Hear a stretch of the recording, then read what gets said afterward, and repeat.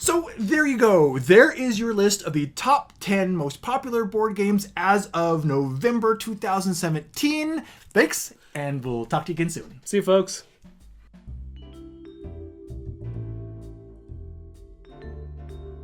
Let's do one of two things. Okay.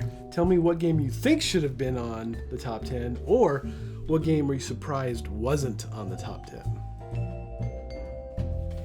Okay. You go first. Okay. I really thought Clanking Space would have been in the top 10. Really? I'm surprised it's not there. Okay. Because it really is a solid game, and it's a really neat how they evolved from the original Clank.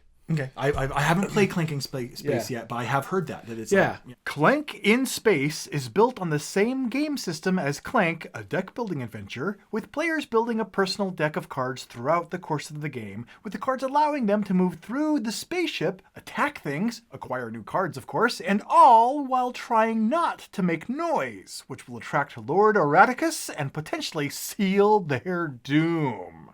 Players will be doing all of this, including recruiting allies and snatching up loot, while trying to hack into the ship's command module and steal the evil Lord Eradikus' artifacts to increase his rage, and then skedaddle out of there.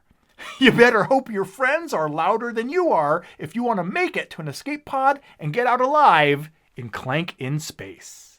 Yeah. And I'm really surprised it's not there. And I'm also surprised Photosynthesis isn't there. Photosynthesis was on there for a while. For a while, right? Yeah. I'm just, because I finally got to play it. I didn't get to play Gen Con or when they were showing it. And I was just really surprised with that game. I mean, it's a family weight game, I feel like. But it was really enjoyable. And it's the table presence on that game is just beautiful. It's beautiful. Yeah. I just really thought it would be, those two games would be in the top 10.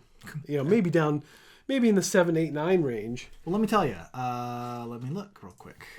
Let's see. Photosynthesis is currently number 38. Okay. For the month. And what was the other one? Wow. Clanking Space is currently 81. Wow. Yeah.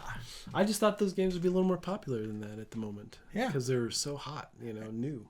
Well, that's the strange thing is, the BGG hotness is based on traffic. Right. And so a lot of the Kickstarters or new things, really get a surge of traffic. Mm-hmm. And Clanking Space, perhaps being a derivative of Clank, That's perhaps true. People weren't looking it up as much. Right. The one for me, there was a game all month I was watching that I was hoping was going to be, and it got into the top 10 for a while, but just didn't have enough oomph to stay there. Right. And that was this Joan of Arc game that's coming out. Oh, really? It looks like it has these hexes, mm-hmm. but the hexes, they're like Twilight Imperium-sized hexes. Oh, cool. And they're split into thirds, though. So you got like these hexes of 3 spaces, and it looks like it has some sort of miniatures in it. It just looks really intriguing. Time of Legends, Joan of Arc, is set amid the chaos of the 100 Years' War, when kings and princes struggle for the throne of France. This is the age of knights and squires, where chivalry is often spoken of, but rarely practiced. It's a time of both religion and superstition. Educated clerics fervently believe that angels guard the pious and demons scourge the wicked, while the simpler folk just watch the night for signs of werewolves and dragons. As you do. And the game assumes that all of these things are real. Each game is a unique scenario with its own map assembled from the gaming tiles and a specified set of heroes and followers to achieve the scenario's objectives. Each scenario has its own unique victory conditions, which are often different for each side. In one game, you may be an inquisitor, seeking out a werewolf hidden among the peasantry, and in another, you may play the part of a victorious raiding party who's desperately fighting their way back through an ambush to the safety of their castle. There seems to be just as much story packed into this game as there is plastic packed into its Kickstarter campaign, which is why this game really caught my eye while reviewing this month's top 10 games. Oh, yeah. It's called Time of Legends, Joan of Arc. Okay. And it ended up being at number 14. Okay. But I was really hoping that one cracked the top 10 so I could have talked about it more. Yeah. And, of course, I really thought in the top 3 that Pandemic Season 2 would be there. I really thought so. Yeah, and that came in at number 12. Number 12. So, yeah, close. I bet you next month, I'd be jumping way up. I would be willing to put down, dollars to donuts that it will be in there. Yep. Yep. So, yeah. Those are just a few on my side. Anything else you were surprised? No. Absolutely nothing else surprised me in any way. All right.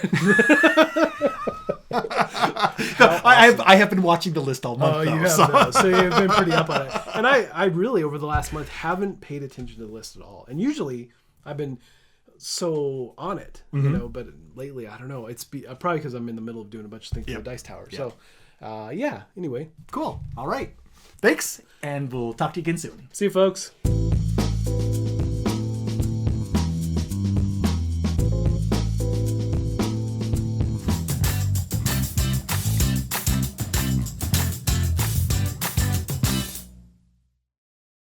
No, that's it really. Mark and I did this so off the cuff that we really didn't even film enough to come up with anything funny as a stinger after the credits. So there's nothing really to put here. I mean, heck, we didn't even remember to film an outro. I recycled the outro from the top 10 to reuse in this video as the sign off. So I mean, heck, I didn't even prepare anything for this, what you're watching now.